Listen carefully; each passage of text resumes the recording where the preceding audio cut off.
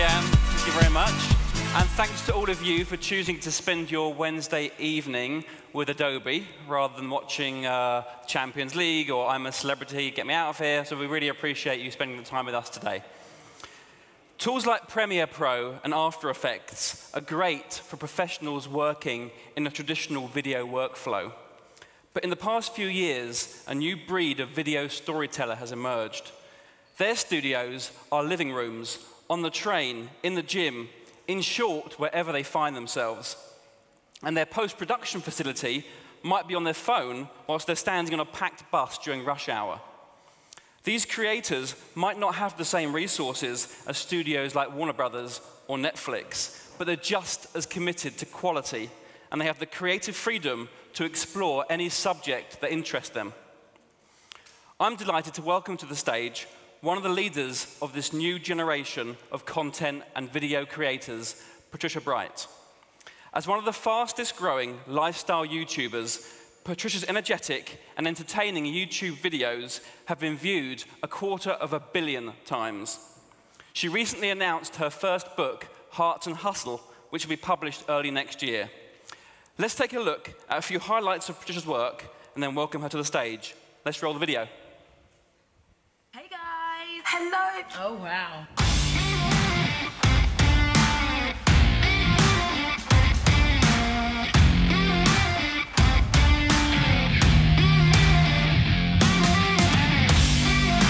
Misguided versus pretty little things.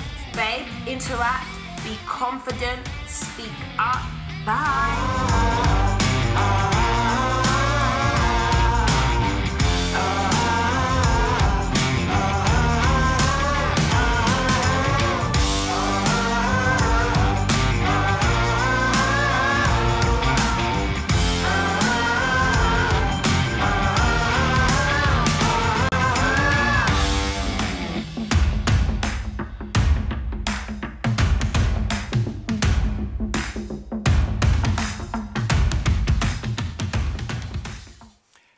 Ladies and gentlemen, Patricia Bright. You know you're rolling in it 'cause it's hot right now. Hot right now, turn it up right now. Put your hands in the air if you want it right now. Thank you for joining us for today's creative meetup. We're absolutely thrilled to have you here. Thank you for having me. The first thing I have to ask you, given your kind of fashion and beauty background, is what do you think of the shirt? I think it's fabulous. I love the floral, and it shows that you're creative inside and out. Oh, I'm like over the moon. Thank you so much. So you began making YouTube videos around 10 years ago. Yes. What inspired you to start? I mean, I wouldn't say that I was inspired to start, other than that I was an accounting and finance student who was really into makeup and fashion and things like that, but I didn't also have a big social group. So I actually went to the internet, where there are lots of different websites where people were sharing their love for some of these things that my friends didn't talk about. And then I basically stumbled into YouTube because there was this secret online community of girls who would share, you know, their hair journeys and their face and their skincare journeys. And they would also use YouTube to kind of send videos to each other. And then we were just sending videos to each other via YouTube because it was the only way you could really send videos. And then it became what it is today. Wow.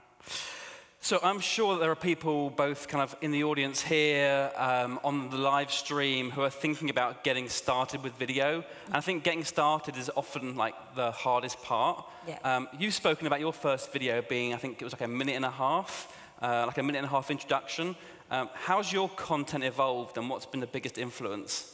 Yeah, I mean, so when I started putting content out, it wasn't really a plan. I wasn't trying to put content out. I was kind of making videos for the girls in this community.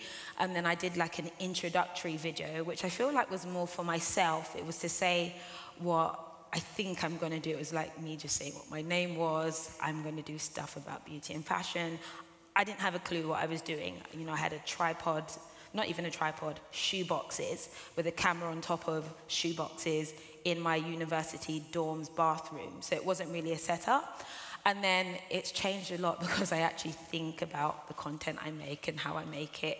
And I really just go with the flow with, one, what my audience and people who watch me want to see. And then also, you know, the trend has changed, and I talk about trends and lots of different stuff in the industry. Great.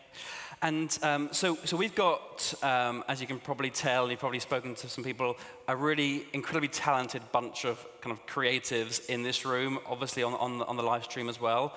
Community is something that is so important to Adobe. It's right at the heart of the company. I know it is for you too. Could you give us some more insights into your community and how you keep your fans, your followers, your subscribers really engaged? Yeah, I mean, I feel like my community is more like a friendship group because, again, I did what I do because I didn't have so many friends on the outside world. And so it was a case of I just connected with these girls and women who were into the same thing that I was in. So it was almost like having a conversation, but with this random person in America or wherever they were based in the world. And so it's just kind of this feedback loop where we're all kind of talking and connecting, and that's like the most important thing. If there wasn't the comment section, it's like it wouldn't be as enjoyable, and I feel like the comments and the community make such a big difference and make it really valuable. Yeah. You spoke about like comments and feedback. When I was kind of looking through in some of your videos, you get like a phenomenal amount of feedback. Yeah. How do you let that or not let it impact you and the type of content that you create? I mean, I'd be lying to say that I didn't think it impacted me because I read everything. I get like 2,000, 3,000 comments sometimes, but I spend hours like scrolling till my eyes bleed, like scrolling through comments and stuff. But I think it's about working out what's valuable, like valuable feedback, what's a good idea, because, you know, sometimes I run out of ideas and then someone just makes a suggestion. I'm like, that's great. But then there's times where they're just random spam comments as well that aren't that valuable. So I think after just looking at so many comments, I kind of get to know what I need to take on board and then what I don't need to take on board. But there's always some gems in there as well. Okay. When it comes to that content or the comments that you get back and the feedback you get, I guess also you can get some pretty nasty stuff. Do you have to develop a very kind of hard shell, or do you just try to kind of filter that? Yeah, hard shell would be great, but I'm a softie, so I still get really, I mean, I do get upset by negative comments, but then you also understand that, you know, there are just some people who, you know, because they're on YouTube and they don't have necessarily a face to their comments, they kind of say what they want, and you kind of learn to realize they're just trolling. Yeah. And you kind of, you know what trolling is eventually, so you're just like, oh, that's a troll comment, or that's actually mean and it hurts and I should probably take it on board or not take it on board. It's interesting because, you know, whenever I kind of post an Instagram photo or a tweet or particularly on Facebook, I like religiously have one feedback, one piece of comment. It's always my mum, and it's always multiple emojis with a heart. It's very, very, very sweet. Not quite in the same league. So you know, we saw actually in the video, we've kind of touched upon the different platforms that you use. Obviously, we spoke about YouTube, there's Instagram, and Twitter. Can you maybe talk about how you think about the content and how it kind of relates to the different types of platforms? Yes, so if you guys don't know, I make mainly YouTube videos, which I've been doing for literally the last 10 or so years, and it's changed a lot, but you know, I kind of do what they call long-form content, but really, in the wider world, it wouldn't be considered long-form, but in comparison to something like Instagram, where video content is like 1 minute, 30 seconds long, what I do on YouTube is more sit-down, thought-out, more scripted, but not to appear too scripted. And then what I do on Instagram is a bit more short, cut to the trace, because people's attention spans are a lot shorter. And so you have to get your message, try and get my messaging across as quick as possible, or show like an outfit as quick as possible, or, you know, show a quick transformation, where say on YouTube, it will be, let's have a cup of tea, let's get comfortable, have a chat. It could be 30 minutes long and people don't mind. Yeah, great. So I think everyone's kind of recognizes that video is incredibly exciting, it's dramatically changing, and as many of you know, Rufus mentioned it a little bit earlier, we launched Premiere Rush last month. I know that you've tried it. Yes. What are your initial thoughts? I think it's really, really good. I think it's great for like editing on the go. So I use it on the mobile. And it's really simple, and I'm not a pro. I think this is the whole reason why I'm sitting here. It's like, I'm literally not a pro. I taught myself everything on literally watching YouTube videos.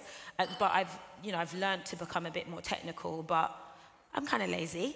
And I feel like Rush is so good. You can just clip, put music underneath it, find your clips really easily. You can colorize, adjust light so easily on the go, which I think is really valuable, because I find that nowadays people want this like instant content. It's not like, okay, I'll shoot and I'll edit in a week from now and then it will go out the week after. It's like, what's happening right now, and get it out as quick as you can, but you still want it to look good. So it's really good for that. Absolutely, thank you. So let's talk a little bit about your creative process. You're creating day in, day out, maybe even like hour in, hour out. Where do you get your creative inspiration from? I am a YouTuber's YouTuber because I watch so much content. I live, breathe, sleep, wake up, eat for breakfast like YouTube. So I watch a lot of videos from lots of different worlds. So right now I'm really into like watching Tasty and watching like food videos, even though I do makeup and beauty. And then I also try to work out where there are gaps. So because I watch so much, I kind of work out what's missing or what do I think I'd like to see, and I create off the back of that. I'm also influenced by, my people in my community as well. I enhance on what they do, put my own twist on it. I feel like you can't necessarily recreate the wheel, but you can just create it better in the way that works for you. Great. And I mean, you obviously travel a lot as well. You recently got back from Los Angeles. That's where I think Rufus mentioned, we held Max there a few weeks ago. How does like LA compare to UK? How much has being in London influenced your creativity? I mean, I feel like there's a lot of creative energy out in LA. I feel like everyone's optimistic that they're doing something amazing and it's about to happen and it's about to drop. And there's lots of yeses and this is going to be amazing and so cool and a lot of big promises, which is why I like people in the UK. I feel like we're very honest, like this is going to happen potentially, or this isn't going to happen, versus the lots of promises and like the hype that you get LA-wise. But in the same breath, I think that there's this element of hopefulness and dreaming that I've found out there that I feel like it's nice to see. You know, we as the British should probably take it on a little bit more, that kind of delirious optimism. And do you feel that there's in terms of like the pace of kind of the creative process or the pace at which things are happening, is it noticeably faster in LA compared to London? Yes. I mean, in my space, so I feel very lucky because in the US, I feel like people grow very quickly. So in terms of, let's put subscribers as a number, you know, they get to 1 million, 2 million really quickly, really easily. And I think that there is that kind of US-UK divide that happens a lot. But then I've been lucky enough to kind of cross that divide and grow as well, compared to maybe, let's say, other people in the UK. Relatively, I have a high number of subscribers, but maybe that's because of just, I don't know, maybe connecting across borders. But I do think that there's something that's very quintessentially British that people are also drawn to in this space. Like, you know, there's no, I can't swear, but there's no bull, basically. So our vision for Creative Cloud is enabling creativity for all. And we want to make it easier for anyone who has a story to tell that story with impact. How challenging was it for you as you kind of grew up and experimented to kind of get access to tools and advice to succeed?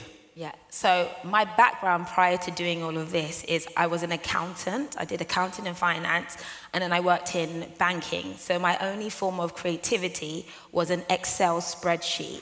That is what I worked on a day-to-day basis. So everything I learned about creativity, editing, putting clips together, colorization, I learned via social media platforms. YouTube was my teacher. I didn't go to any classes or do any courses or anything. And you know, I started when I was younger, and I was also relatively broke. So, you know, I would have friends who used to, you know, edit and stuff like that, and they would give me their, I think it was their like, validation key, and I would, basically it was fraud. We shouldn't have really been sharing these keys. And so access was a little bit, so we don't do that anymore. Thank you for Creative Cloud, this is great. And I feel like then, I feel like people relate to this. How many of you guys were sharing CDs? Yeah, it happened. I know it did, right? But it was a case of you kind of needed to be in the know. So I'd have to ask around. And actually what ended up happening is that a few people who would watch my videos, that at this time, they weren't even edited. It was like I'd record a clip. You'd see me like press the camera on, fumble around, fumble and be like, okay, bye. And then you'd see it like fumble and turn off. And I'd put it straight out because I didn't even know how to edit. And then someone actually reached out to me who was doing either a photography course or something. And they were like, oh, you know, I can show you how to edit and do a bit of Photoshop, and here's some links. And so, yeah, that was really helpful. What was the question? I've completely forgotten that, I'm sorry. Oh no, access. Access. So yeah, there was a lot on social media that was really good. And then there were, you know, it's so interesting when you have other creatives who reach out to you to give you a hand. But then now I feel like there's just so much information and it's affordable. And, you know, you can afford to pay for Photoshop nowadays. You certainly can. Which is good.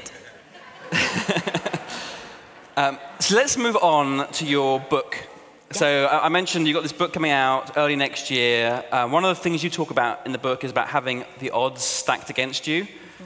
What's kind of kept you going? Who are some of the individuals that have influenced you on your creative journey? Yeah, I mean, in terms of odds stacked against me, I feel like that's life. I feel like everyone feels like they can have odds stacked against them. It's just how they choose to respond to it. And I think my response in general when it comes to life is like, you can't die. Like, you know, I'm not going to just keel over and sit down. I just don't have that option. So I'm kind of like, well, if that's not an option, then I might as well do something.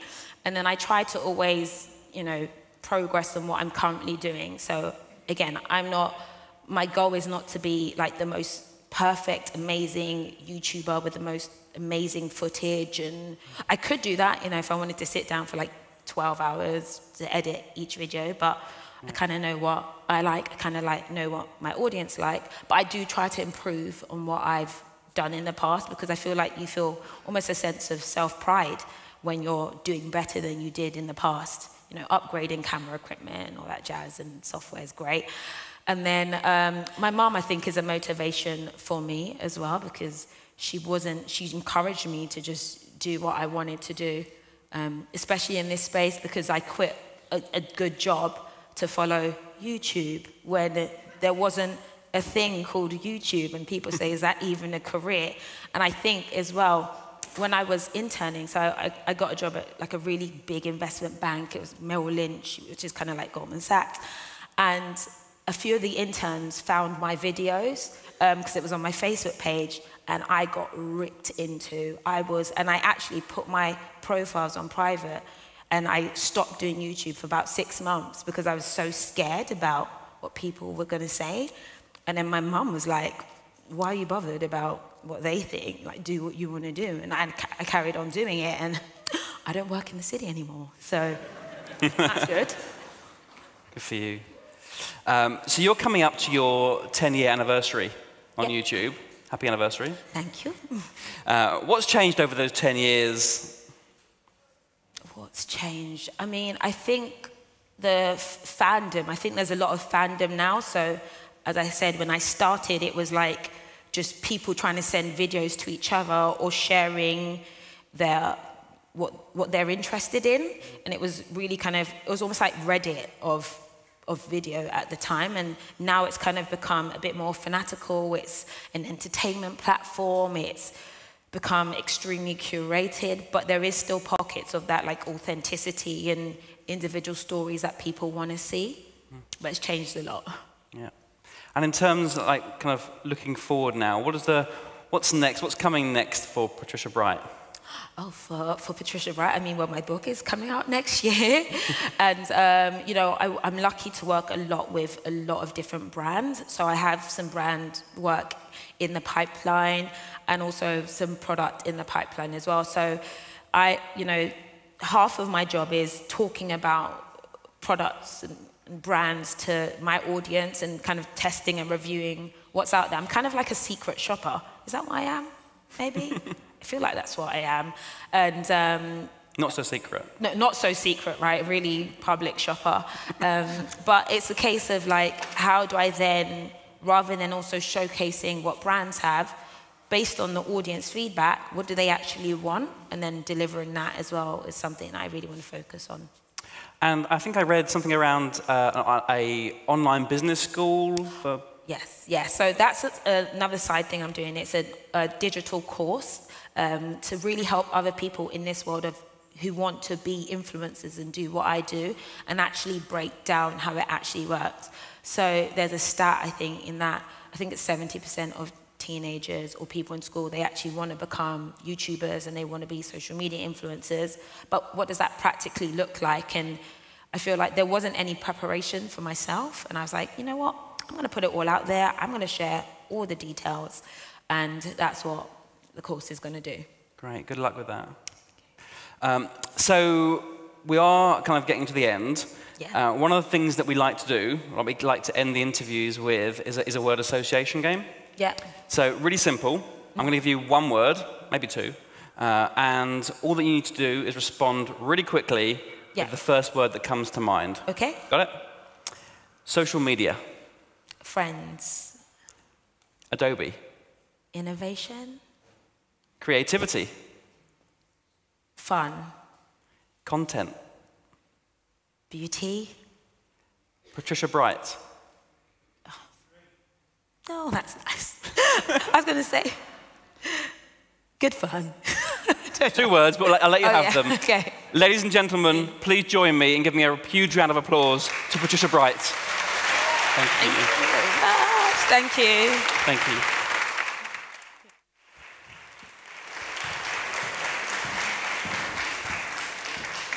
Thank you to Simon, and please join me once again in giving another thanks to Patricia Bright.